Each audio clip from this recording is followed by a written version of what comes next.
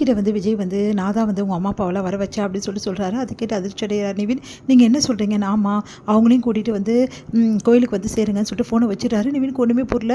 உங்களை எதுக்கு இங்கே வந்தீங்க அப்படின்னு, என்ன நடக்குதுங்க, உனக்கு கல்யாணம்னு சொல்லிட்டு ஃபோன் வந்துச்சு, ரொம்ப பதறி போய் வந்திருக்கோம், அதெல்லாம் ஒன்றும் இல்லைம்மான்னொன்னே, அது எப்படி ஒன்றும் இல்லைன்னு சொல்லுவேன் அப்படின்னோடனே, இல்லைம்மா விஜய் தான் இதெல்லாம் பண்ணியிருக்காரு அப்படின்னு சொல்லிட்டு எல்லா விஷயத்தையும் வந்து சொல்கிறாரு. இந்த மாதிரி வந்து நிவின் வந்து யமுனாவுக்கு வந்து கல்யாணம் பண்ணிக்க சொல்லி விஜய் வற்புறுத்ததெல்லாம் சொல்லுவார். அவன் யார் வற்புறுத்ததுக்கு? என் பிள்ளைய கல்யாணம் பண்ணிக்க சொல்லி நான் சொல்லுவேன், சும்மாவே விட மாட்டேன். ஆமாம், அவனை சும்மா விடக்கூடாது, வாங்க போகலாம் அப்படின்னு சொல்லிட்டு எல்லாரும் போகிறாங்க. நிவின் வந்து தடுக்கிறாரு. வேணாம், அங்கே போவேணான்னு சொல்லிட்டு, அதெல்லாம் தெரியாதுடா, போய் தான் அவனை வாடா அப்படின்னு சொல்லிட்டு கையை பிடிச்சி கூட்டின்னு போகிறாங்க. அடுத்து வந்து இங்கே கல்யாண ஏற்பாடுக்கு எல்லாமே விஜய் பண்ணிட்டுருக்காரு. அப்போ கரெக்டாக நிவினே வந்துட்டா இருப்பார் அப்படின்னு ரொம்ப சந்தோஷமடைகிறாங்க காவேரியும் வந்து யமுனாவும். உடனே அவங்க கூட வர அம்மா அப்பா அதுக்கப்புறமா வந்து எல்லாருமே பார்த்துட்டு, அவங்க மாமா எல்லாருமே பார்த்துட்டு அதிர்ச்சி அடைகிறாங்க. அடுத்து வந்து எவ்வளோ தைரியமாக இருந்தால் என் வீட்டு வந்து மாப்பிள்ளைக்கு கல்யாணம் பண்ணுறதுக்கு ஏற்பாடு பண்ணுவாங்கன்னா அவ்வளோ திமுறா அப்படின்னு சொல்லிட்டு சண்டை போகிறாரு பசுபதி. உடனே விஜய் வந்து நான் அப்படி தான் பண்ணுவேன், என் பொண்ணை வந்து எங்கள் வீட்டு பொண்ணை வந்து அவர் வந்து நம்பிக்கை கொடுத்து ஏமாற்றிருக்காரு, அப்போ கல்யாணம் பண்ணி தான் தீரணும், எங்கள் வீட்டு பொண்ணு தவறான முடிவுக்கு போயிருக்கா, நீங்களே சொல்லுங்கன்னு சொல்லிட்டு அங்கே இருக்கிற பெரியவங்களாம் கூட்டின்னு வந்து இந்த மாதிரி பஞ்சாயத்து பண்ணுறாரு. உடனே வந்து எல்லாருமே வந்து ஆமாம், ஒரு பொண்ணை ஏமாத்துறது தப்புப்பா, மனசை கஷ்டப்படுறது தப்பு, அந்த பொண்ணுக்கு ஏதாவது ஆயிடுச்சுன்னா யார்ப்பா பதில் சொல்கிறது, அதெல்லாம் கிடையாது, நீ கல்யாணம் பண்ணி தான் ஆகணும்னு சொல்லிட்டு எல்லாரும் சொல்லிடுறாங்க. இதை கேட்டு அவங்க அம்மா அப்பா அதிர்ச்சி அடைகிறாங்க. ஒத்துக்கவே மாட்டேங்கிறாங்க. அதே மாதிரி பசுபதி ஒத்துக்க மாட்டேங்கிறாரு. அதெல்லாம் தெரியாது, ஒத்துக்கிட்டு தான் ஆகணும், நீங்கள் வந்து இந்த பொண்ணுக்கு வந்து பதில் சொல்லி தான் ஆகணும்னு சொல்லிட்டு எல்லாரும் சொன்னோன்னே வேறு வழி இல்லாமல் என்ன பண்ணுறதுன்னு தெரியாமல் தவிக்கிறாங்க. அதை பயன்படுத்தின விஜய் வந்து தாலி எடுத்து கொடுக்குறாரு. உடனே யமுனா கழுத்தில் கட்ட சொல்லி நிவின் வந்து என்ன பண்ணுறதுன்னு தெரியாமல் தவிக்கிறாரு. சரி, வேறு வழி இல்லை, கட்டு அப்படின்னு சொல்லிட்டு அவங்க வீட்டிலேயே சொல்லிடுறாங்க. அவங்க அம்மா அப்பாவே என்ன இது இப்படி சொல்கிறீங்க அப்படின்னு சொல்லிட்டு செமையாக டென்ஷன் ஆகிற பசுபதி, இது நடக்கக்கூடாதுன்றாரு. நீங்கள் அமைதியாக இருங்கண்ணே, எங்களுக்கு மான மரியாதை தான் முக்கியம், அதுக்காக தான் உங்கள் பொண்ணை கூட நாங்கள் வேணாம்னு சொல்லிட்டோம். இவ்வளோ நடந்தோட நிவினுக்கு ஏதாவது ஆயிடுச்சுன்னா நாங்கள் என்ன பண்ணுறது, நிவினில் வந்து இதை போலீஸில் முடிச்சு கொடுத்தாங்கன்னா நாங்கள் என்ன பண்ணுறது, அதனால் வந்து எங்களுக்கு வேறு வழி கிடையாது அப்படின்ற மாதிரி சொல்லிடுறாங்க.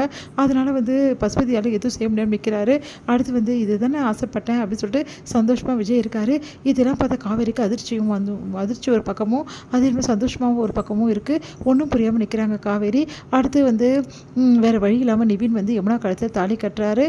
ரொம்ப சந்தோஷமாக வந்து ஆசீர்வாதம் பண்ணுறாங்க எல்லாரும். அவங்க அம்மா அப்பாவுக்கு தாங்கிக்கவே முடியல. இதை என்ன இப்படி நடந்துச்சு, என் பையனோட கல்யாணம் நான் நினச்சி கூட பார்க்கல, இந்த பொண்ணுக்கு போய் கல்யாணம் பண்ணி வச்சுட்டாங்கன்னு சொல்லிட்டு வருத்தப்படுறாங்க. இங்கே பாருங்கள், நீங்கள் யமுனா பற்றி கவலைப்படாதீங்க, யமுனாவுக்கு செய்ய வேண்டிய சீர்லேருந்து எல்லாமே நானே செய்வேன், நான் அவங்க மாமா, நான் எல்லாமே நானே பார்த்துப்பேன், அவளுக்கு தர வேண்டியது எல்லாமே நான் தந்து அவளை நல்லபடி வந்து நான் அனுப்புவேன் அப்படின்னு சொல்லிட்டு விஜய் வந்து சொல்கிறாரு. அதெல்லாம் கேட்ட காவேரிக்கு ஆச்சரியமாக இருக்குது. இவரை இப்படி பேசுகிறது அப்படின்னு சொல்லிட்டு ஆச்சரியப்படுறாங்க. உடனே வந்து இங்கே பாருங்கள், யமுனாவுக்கு என்னென்ன தேவையோ எல்லாமே நான் பண்ண வேண்டியது என்னோட கடமைங்க, நான் அவரோட மாமா, எல்லாம் பண்ணுவேன் அப்படின்னு சொல்லிகிட்டே இருக்காரு. அதெல்லாம் பார்க்க ஒன்றும் புரியாமல் யோசிக்கிறாங்க. இங்கே பாருங்கள், இதெல்லாம் வந்து ஆசைப்படுறவன் நான் கிடையாது அப்படின்னு நிவின் சொல்கிறாரு. இங்கே பாருங்கள் நிவின், உங்களுக்கு ஆசை இல்லாமல் இருக்கலாம், ஆனால் உங்கள் வீட்டில் ஃபீல் பண்ணலாம்ல, இந்த மாதிரி வந்து பொண்ணை கல்யாணம் பண்ணிட்டான்னு சொல்லிட்டு, அதனால தான் நான் சொல்கிறேன் அப்படின்னோடனே, இங்கே பாருங்கள் மாமா தான் சொல்கிறாருல அப்படின்னு சொல்லிட்டு யமுனா சொல்கிறாங்க. யமுனா பார்த்து அப்படி டென்ஷனாக வராரு நிவின். அடுத்து வந்து இங்கே என்ன பண்ணுறாங்க, அவங்க அம்மா அப்பா வேறு வழி இல்லாமல் ஆசீர்வாதம் பண்ணுறாங்க. சரி, ஒன்றும் பிரச்சனை கிடையாது, அதான் என் நல்லபடி கல்யாணம் முடிஞ்சிச்சுல, இதுக்கப்புறம் வந்து நீ சந்தோஷமாக இருக்கணும் காவேரியே சொல்லிட்டு காவேரி வந்து அப்படியே ஹக் பண்ணி வந்து சந்தோஷமாக இருக்க காவேரி, ஏன் காவேரி இப்படி இருக்க அப்படின்னோடனே ஒன்றும் புரியாமல் காவேரி யோசிக்கிறாங்க.